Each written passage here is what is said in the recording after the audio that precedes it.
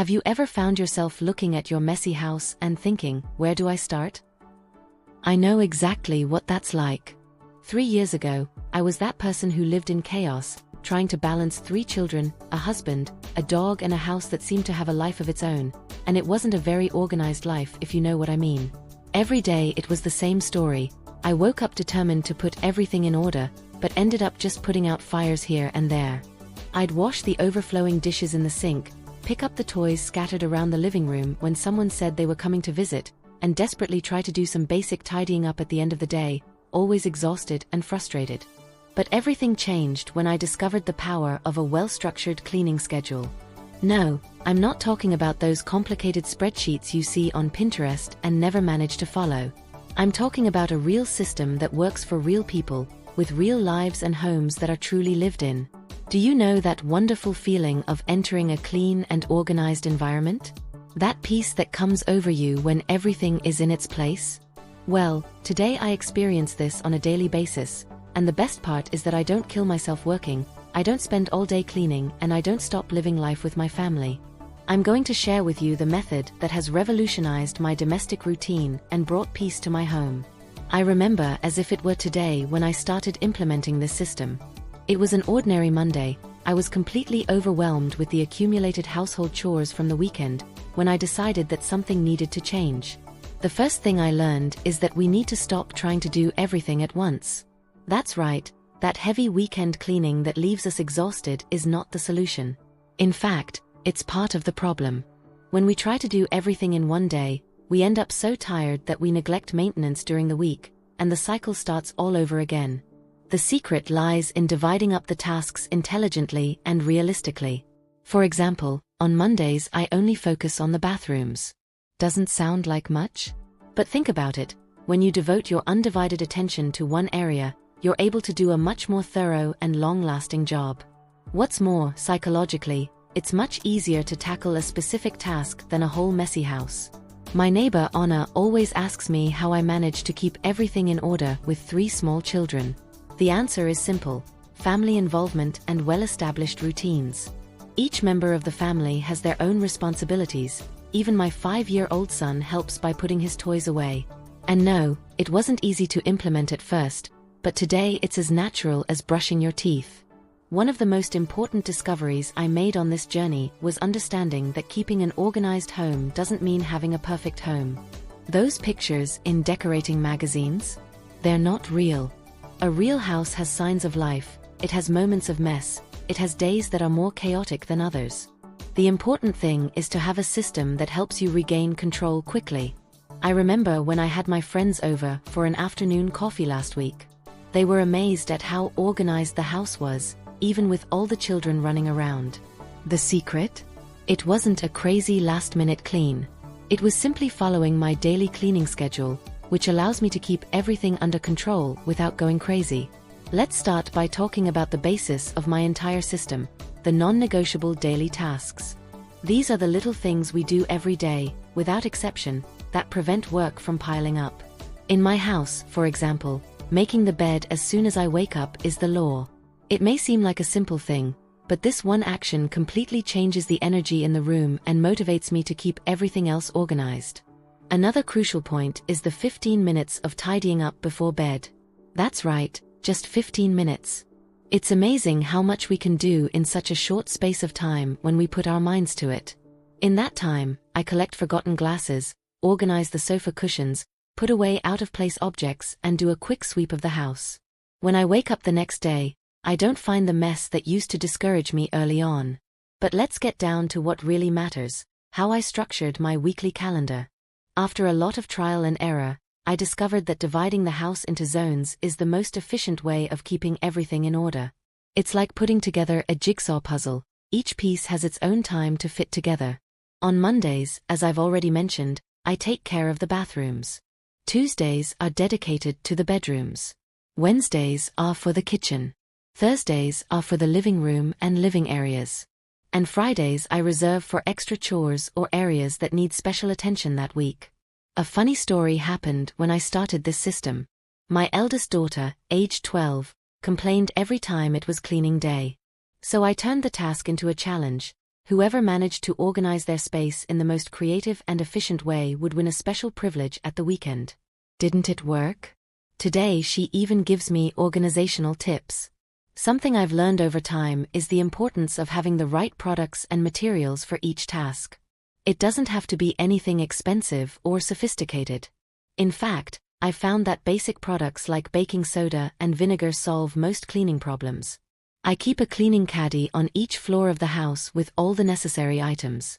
This saves a lot of time and prevents me from running around looking for products. One tip that has changed my life is to create cleaning kits for each room.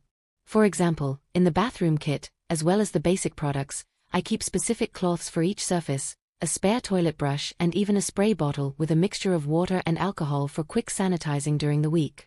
Everything is stored under the sink, ready for use.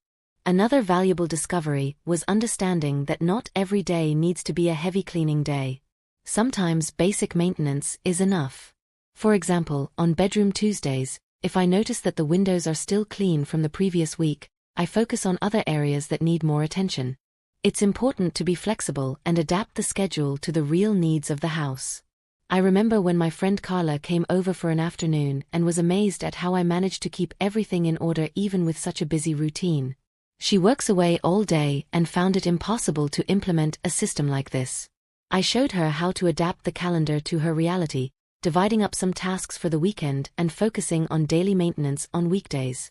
The most interesting thing is how this system ended up influencing other areas of my life. When you start to organize your home efficiently, you naturally start to apply the same principles to other aspects. Today, I have more time to devote to personal projects, spend quality time with my family, and I've even returned to practicing yoga, something I had abandoned years ago due to lack of time. But it's not all flowers, of course. There were times when I thought about giving up, especially at the beginning. I remember one particularly challenging day, when my youngest son fell ill and all my planning went down the drain. At that moment, I realized that flexibility is just as important as consistency. That's when I developed what I call Cleaning Plan B. It's a simplified version of my regular calendar, which I use when things get out of hand. In it, I focus only on the essential tasks, keeping the kitchen functional, the bathroom sanitized and the living areas minimally organized. The rest can wait. This approach has helped me not to feel guilty or overwhelmed when life decides to play tricks on us. After all, keeping an organized home shouldn't be a source of stress, but rather a way of making our lives easier and more enjoyable. One of the biggest lessons I've learned on this journey is the importance of involving the whole family in the process. At first, I confess that I tried to do everything myself. The result? I was always exhausted and frustrated. That's when I decided to have a frank conversation with my husband and children about the importance of everyone contributing to the well-being of our home. We created a chore chart in the kitchen, where each member of the family has their own daily responsibilities. My 8-year-old son, for example, is responsible for feeding our dog and keeping the toys organized. My 12-year-old daughter helps set and clear the table at mealtimes. My husband is in charge of looking after the yard and doing small repairs around the house. At first, I confess there was resistance. But gradually, everyone began to see the benefits of living in a more organized environment. Today, it's gratifying to see how proud the children are of their contributions and how it has helped develop their sense of responsibility. One tip I give to anyone starting out is, start small. Don't try to revolutionize your entire routine at once. Choose one area of the house or one specific task and focus on it for a week. See how you feel, adjust as necessary, and only then add more elements to your calendar. For example, you could start by focusing only on the kitchen. Make a habit of cleaning the sink and stove every night before going to bed. After a week, add the task of sweeping the kitchen floor every day. In the third week, include cleaning the fridge once a week. Little by little, you'll build up a solid and sustainable routine. Another thing I've learned is the importance of celebrating small victories. I remember the first week I managed to stick to my schedule. I made a point of rewarding myself with a good book and a relaxing bath. These small celebrations motivate us to keep going and make the process more enjoyable. One question I'm always asked is how I deal with problem areas in the house, those corners that seem to magically accumulate clutter. My solution was to create containment zones. For example, we have a basket at the entrance to the house where everyone leaves their shoes when they enter. In the laundry room, each member of the family has their own basket for dirty clothes. These small solutions prevent chaos from spreading throughout the house. Speaking of laundry, this was an area that caused me a lot of headaches. Piles and piles of clothes to wash, iron, and put away seemed to multiply. The solution? I got into the habit of doing a load of laundry every day, instead of piling it up for the weekend. It sounds contradictory, but doing a little bit every day is much less tiring than tackling a mountain of clothes in one go. And we mustn't forget the importance of discarding and donating regularly. Every change of season, I go through my closets and drawers. Clothes we no longer wear, forgotten toys, useless objects. All this goes into donation boxes. Less stuff means less to clean and organize. A funny story happened when I decided to do this seasonal cleaning for the first time. I found a pair of jeans in the back of my closet that I hadn't worn for years. I decided to try them on, out of curiosity, and to my surprise, they fit perfectly. Now it's one of my favorite pieces. This taught me that sometimes organizing also means rediscovering forgotten treasures. Now, let's talk about something that many people overlook when thinking about organization: the importance of a good storage system. There's no point in cleaning and organizing if we don't have adequate places to store our things, right? It's a lesson I learned the hard way. I remember a day when I spent hours organizing the children's room, only to see it completely messed up again in a matter of minutes. That's when I realized that I needed to create systems that were easy to maintain, especially for the children. Investing in a few organizer boxes and labeling them was a game changer. Suddenly, every toy, every category of item had its own specific place. And the best thing? Even my 5-year-old son could understand and follow the system. Legos in the blue box, dolls in the pink box, cars in the green box. Simple as that. This same logic was extended to the whole house. In the kitchen, for example, I organized the cupboards so that the most used items were always within easy reach. Dishes and glasses are near the sink and dishwasher, making it easier to put everything away after meals. One tip I loved discovering was the use of drawer organizers. You know that drawer in the kitchen that becomes a mess of cutlery and utensils? Well, a simple organizer solved the problem. Now, each item has its own specific place, and finding what I need is a matter of seconds. Speaking of the kitchen, I've discovered that keeping food visible in the pantry and fridge not only makes it easier to prepare meals, but also prevents waste. I use transparent jars to store grains and cereals, and in the fridge, I organize items by expiry date. That way, I always know what I have at home and what needs to be eaten first. But the real challenge was my husband's office. Like many of us now working from home, he struggled to keep his workspace organized. The solution? We created a simple filing system, with colored folders for different projects and a designated space for each essential item. The result? A more productive and less stressful workspace. One area that always challenged me was the cleaning products cupboard. I always seemed to buy repeat items because I couldn't see what I already had. The solution came in the form of a rotating organizer, the kind you use for spices. I put all the sprays and smaller products in it, and suddenly everything was accessible and visible. Another change that made all the difference was creating a recycling station in the garage. We separated bins for paper, plastic, glass, and metal. Not only did it make it easier to keep the kitchen organized, but we also became much more aware of our consumption and waste.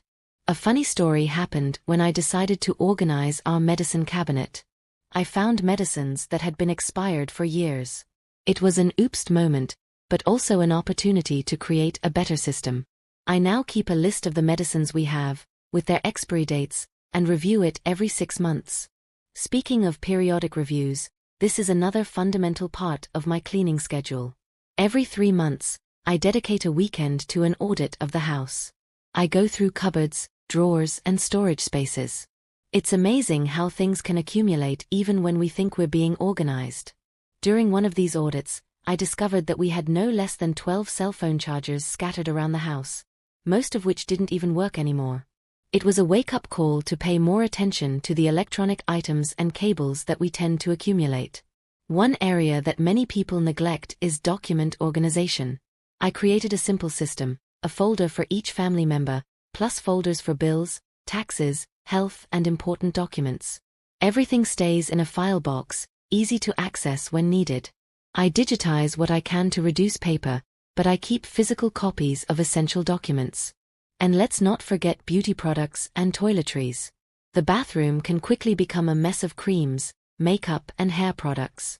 My solution was to use acrylic organizers to separate items by category. Not only is it easier to find what I need, but it also gives the bathroom a more elegant touch. A particular challenge in my house was organizing the children's clothes, which grow so fast. I created a system of rotating boxes. Clothes that have gotten small go in one box, next season's clothes in another, and so on. This has made it much easier to donate what no longer fits and to find what we need when the season changes. Now that I've shared many tips and experiences, I want to talk about something just as important: how to stay motivated to follow the cleaning schedule in the long term. After all, starting is relatively easy, the challenge is to keep going. One strategy that works very well for me is what I call the 5-minute rule. When I feel unmotivated to start a task, I promise myself that I will only devote 5 minutes to it. The interesting thing is that, more often than not, once I start, I end up doing much more than I initially planned. It's an effective way of overcoming initial inertia. Another thing I've learned is the importance of being kind to myself. We can't always follow the plan to the letter, and that's okay. Life happens, unforeseen events arise, and sometimes we're just too tired. In those moments, instead of blaming myself, I focus on what I can do, even if it's something small. Washing a sink full of dishes can seem like a mountain on a bad day, but just washing the glasses is progress. One technique I've adopted recently is what I call block cleaning. Instead of trying to clean an entire room at once, I divide the task into 15-minute chunks. For example, the first 15 minutes I focus on dusting, the next 15 on organizing surfaces, and so on. This makes the tasks less intimidating and allows me to fit them more easily into my daily routine. Speaking of routine, I've found that linking cleaning tasks to other day-to-day activities can be very effective. For example, while I'm waiting for the coffee to brew in the morning, I take the opportunity to wipe down the kitchen counter. While the children are having their baths in the evening, I give the bathroom a quick tidy. These small actions, when they become a habit, make a big difference in the long run. One question many friends ask me is how I deal with the mess that children inevitably make. My approach is to teach them from an early age the importance of taking care of their space. We create what we call magic hour, 10 minutes before dinner, when the whole family dedicates itself to putting things back. We've turned it into a kind of game, with lively music playing, and it's surprising how much we can get done in such a short period. Another strategy one adopted was to create a mess box for each member of the family. It's a box where we put the items that are out of place during our quick daily tidying up. Once a week, everyone is responsible for emptying their box and putting the items back in their proper place. This prevents objects from becoming ownerless around the house. One aspect we can't ignore is the emotional impact of living in an organized environment. I've noticed a significant change in the whole family's mood since we implemented this system. Mornings are less chaotic, evenings are more relaxing, and we have more quality time together. That, in itself, is a great motivation to stick to the cleaning schedule. I remember a particularly stressful day at work. I came home exhausted, but when I walked in and saw everything in order, I felt a wave of relief and calm. I realized then that our organized home has become a refuge, a place where we can recharge after a hard day. Of course, not every day is perfect. Sometimes the pile of ironing seems endless, or the mess in the living room makes me want to close my eyes and pretend it doesn't exist.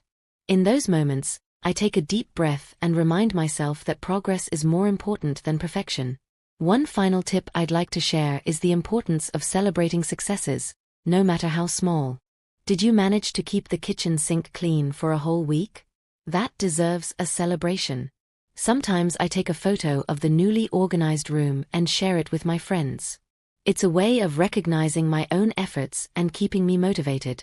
In closing, I want to emphasize that keeping an organized home is not about having a magazine-worthy home.